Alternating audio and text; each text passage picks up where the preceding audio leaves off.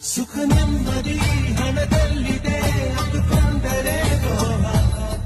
ನಿನ್ನ ನಾಳೆಯೂ ಹಣೆಯಲ್ಲಿದೆ ಅರಿವಾದರೆ ಸ್ನೇಹ. ಆಸೆಗೆ ಬದುಕೋರೆಲ್ಲ ಮಣ್ಣಾಗಿ ಹೋಗೋರೆ, ನಿಂದು ಅಷ್ಟೇ ಪ್ಯಾರೇ.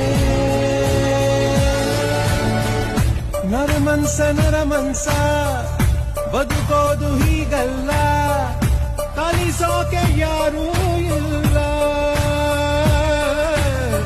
ನರಮನ್ಸ ನಿಂದೇನು ನಡೆಯೊಲ್ಲ,